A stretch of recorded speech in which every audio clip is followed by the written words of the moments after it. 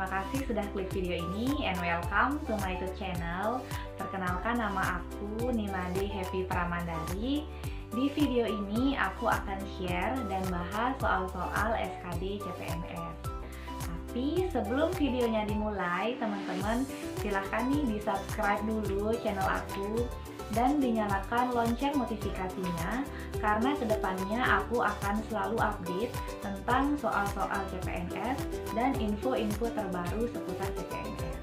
So, jangan lupa di subscribe ya. Terima kasih. Oke teman-teman, tanpa berlama-lama lagi kita langsung saja ke pembahasan soalnya. Jadi tes SKD atau seleksi kompetensi dasar ini merupakan tahap kedua setelah teman-teman dinyatakan lulus seleksi administrasi, di mana tes SKD ini terdiri dari 3 bagian, yaitu ada TWK, TIU, dan TKP. Oke, kita mulai dari soal TWK atau tes wawasan kebangsaan. Soal yang pertama, nasionalisme memiliki prinsip-prinsip utama yang biasa disebut pilar nasionalisme sebagai berikut, kecuali A. Kognitif, B. Unity, C. Liberty, D. Equality, atau E. Personality. Oke teman-teman, silahkan dipilih jawabannya apa. Jika sudah, kita lanjut ke pembahasan. Oke, jadi nasionalisme memiliki 5 prinsip utama, yaitu menjamin kesatuan atau unity dan persatuan bangsa. Kemudian yang kedua, menjamin kebebasan atau liberty individu ataupun kelompok. Yang ketiga, menjamin adanya kesamaan atau equality bagi setiap individu. Yang keempat, menjamin terwujudnya kepribadian atau personality. Yang kelima, prestasi atau performance atau keunggulan bagi masa depan bangsa. Jadi teman-teman, di sini yang bukan merupakan 5 prinsip utama dari nasionalisme adalah opsi yang A, yaitu kognitif atau kemampuan berpikir secara rasional. Jadi teman-teman silahkan diingat 5 prinsip dari nasionalisme ini, kemudian dipelajari juga materi-materi tentang nasionalisme, karena pada tes SKD pada materi TWK tahun lalu itu nasionalisme masuk ke dalam kisi-kisi dan banyak juga soalnya yang keluar seperti itu.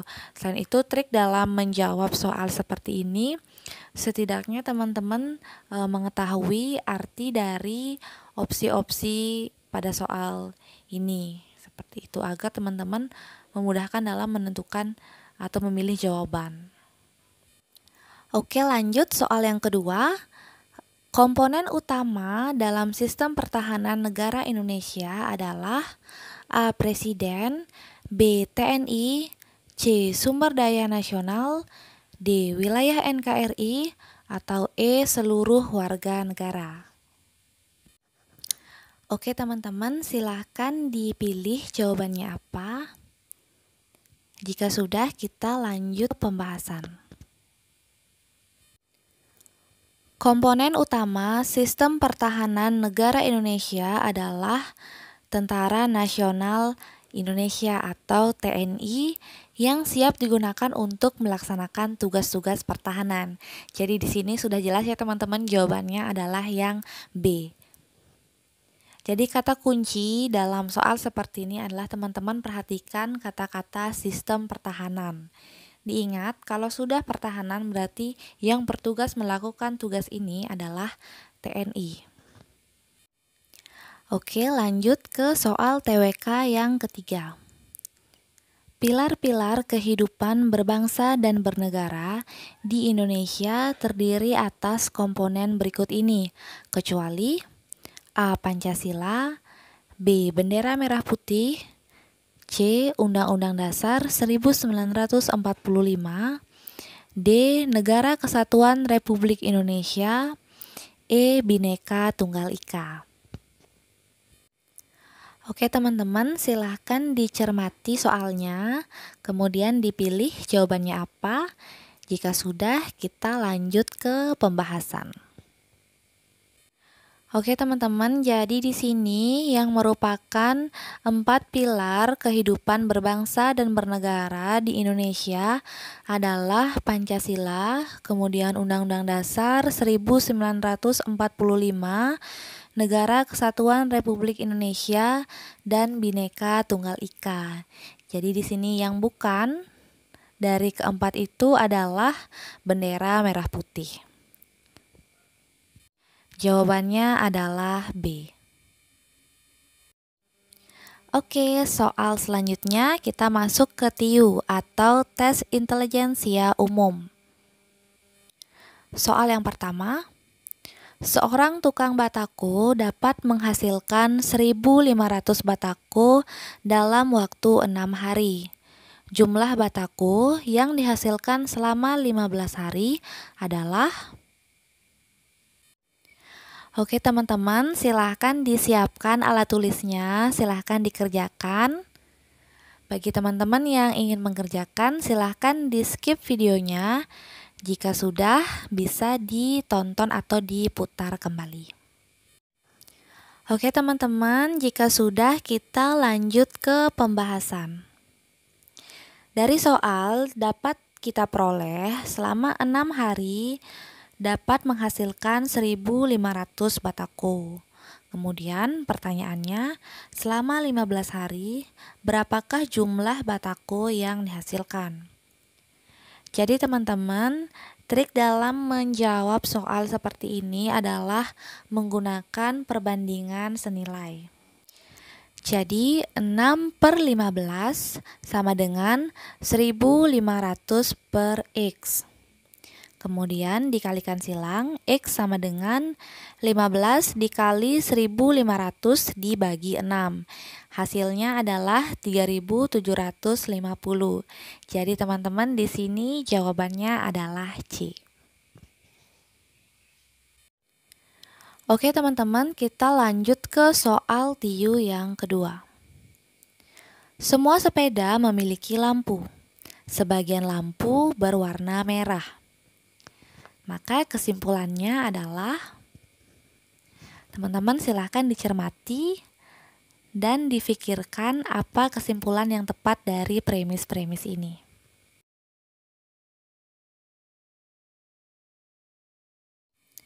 Silahkan teman-teman yang masih mau berpikir di skip dulu videonya, yang sudah kita lanjut ke pembahasan.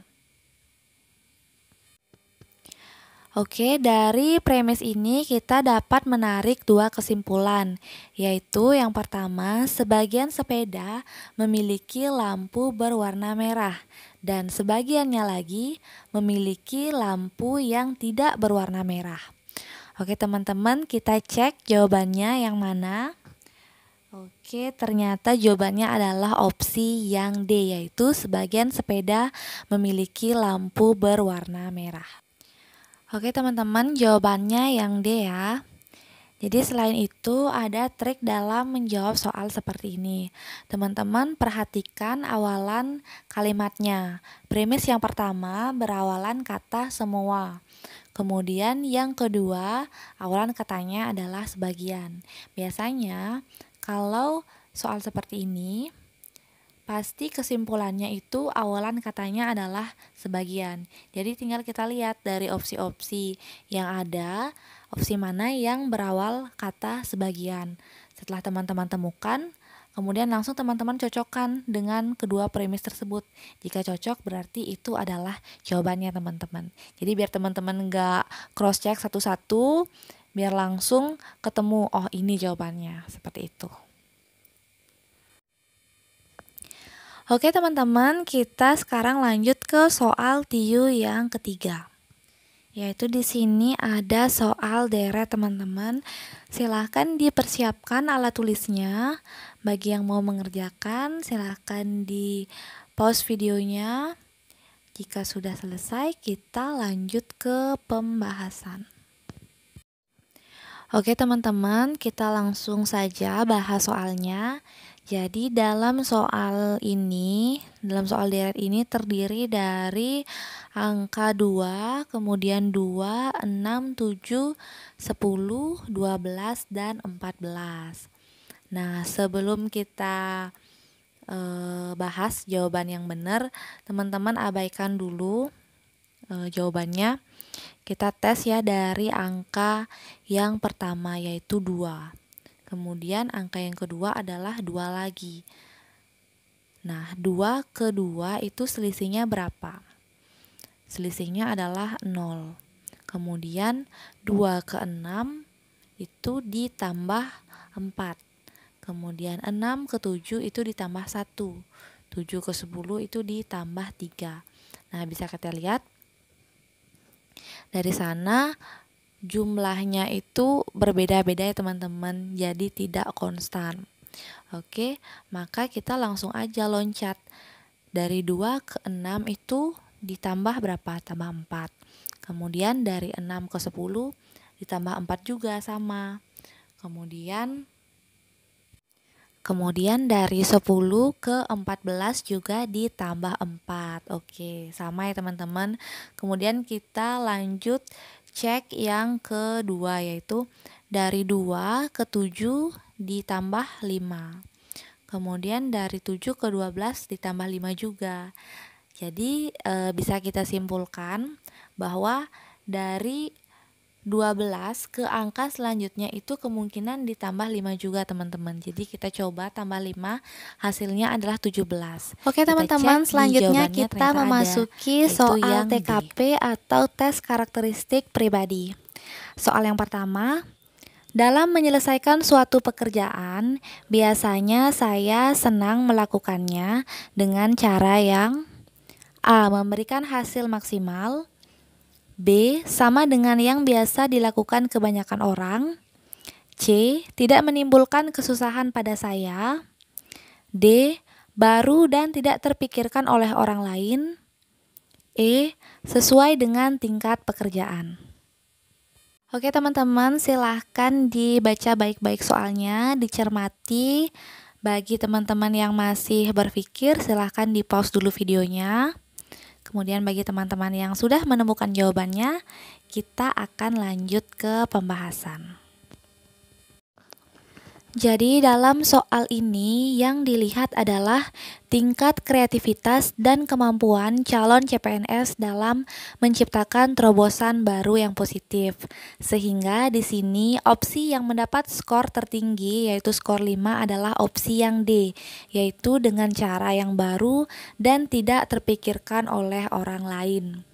Jadi sebagai seorang ASN, kita harus memiliki kreativitas yang tinggi dan mampu menciptakan terobosan baru yang berdampak positif baik untuk diri kita sendiri maupun untuk bangsa dan negara. Kemudian option yang mendapatkan skor tertinggi selanjutnya yaitu yang skornya 4 adalah option yang A, yaitu memberikan hasil maksimal. Nah, di sini memberikan hasil yang maksimal terhadap suatu pekerjaan itu dapat dilakukan oleh siapa saja teman-teman.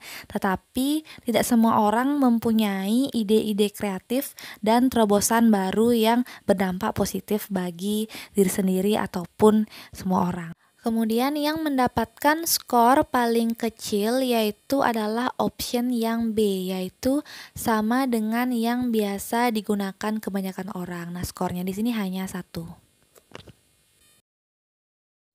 Oke teman-teman, kita lanjut ke soal TKP yang kedua. Saat sedang dikejar deadline tugas yang penting, datang seorang tamu yang meminta informasi suatu tempat di kantor kepada saya. Sikap saya adalah A. Mengantarkannya sampai ke tujuan tamu, B. Menelpon tempat tujuan tamu dan memintanya untuk menjemput tamu di ruangan saya, C. Memberinya petunjuk arah ke tempat tujuan dan kemudian melanjutkan pekerjaan kembali. D. Mengacuhkannya sampai ia keluar dengan sendirinya dari ruangan saya. E. Tetap fokus pada pekerjaan dan meminta teman untuk mengantarkannya ke tempat tujuan. Oke teman-teman, silahkan dicermati soalnya dan dipilih kira-kira mana jawaban yang memiliki skor tertinggi. Gimana teman-teman, sudah ketemu jawabannya yang mana? Jika sudah, kita langsung saja lanjut ke pembahasan. Oke teman-teman, soal ini memiliki tujuan untuk melihat tingkat kepedulian dan tingkat orientasi calon CPNS dalam memberikan pelayanan terhadap masyarakat. Jadi di sini option yang mendapatkan skor tertinggi atau yang skornya 5 adalah option yang A, yaitu mengantarkannya sampai ke tujuan tamu. Nah, di sini sesibuk apapun kita sebagai ASN, tetap yang kita utamakan adalah pelayanan kita terhadap masyarakat. Jangan sampai kita mengabaikan atau mengacuhkan tamu yang meminta bantuan kepada kita.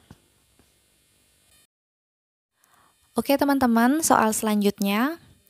Dalam perjalanan hidup saya, sifat utama yang ada dalam pribadi saya adalah A. Berani, B. Jujur, C. Ulet, D. Rajin, E. Disiplin. Oke teman-teman, silahkan dicermati soalnya, kemudian posisikan diri kita sebagai seorang ASN. Kira-kira sifat mana yang harus dominan ada dalam pribadi kita? Oke, kita lanjut ke pembahasannya. Jadi soal ini adalah soal tentang integritas diri, yang dimana integritas diri adalah penilaian calon CPNS dari segi moral, apakah calon CPNS tersebut memiliki moral, etika, tabiat, dan watak yang layak dan sesuai untuk menjadi seorang abdi negara. Nah, di sini yang memiliki skor tertinggi adalah option yang B, yaitu jujur. Jadi kejujuran merupakan suatu hal yang mahal teman-teman, karena di sini kejujuran mencerminkan moral yang kita miliki. Nah, di sini percuma kalau kita disiplin, rajin, berani, ulet, tapi kalau kita bekerja dengan tidak jujur itu akan sia-sia. Oke teman-teman, tidak terasa sudah selesai pembahasan soal tes SKD dari aku. Teman-teman silahkan komen di kolom komentar teman-teman salah berapa, kemudian benar berapa. Nah, di sini aku ada PR untuk teman-teman, yaitu PR TIU. Luas kebun Pak Soleh sama dengan luas kebun Pak Anton. Luas kebun Pak Soleh lebih sempit daripada luas kebun Pak Kino. Pak Ahmad adalah saudara sepupu Pak Kino yang memiliki luas kebun lebih sempit daripada Pak Anton. Urutan dari yang paling luas adalah... Oke teman-teman, silahkan dicatat soalnya atau di screenshot. Kemudian jika sudah selesai mengerjakan, silahkan komen di bawah jawaban teman-teman apa. Dan bagi teman-teman yang ingin tahu pembahasan soalnya, silahkan di follow Instagram aku @happypramandari, karena aku akan share jawabannya di highlight Instagram story aku. Dan bagi teman-teman yang ingin bertanya informasi seputar seleksi CPNS, silahkan bisa tanya melalui DM. Dengan senang hati aku akan balas satu persatu. Oke teman-teman, sekian dulu video aku kali ini. Semoga bermanfaat. Jangan lupa like, komen, dan share ke teman-teman kalian sesama pejuang CPNS. Oke, thank you for watching. I'll see you guys on my next video. Bye!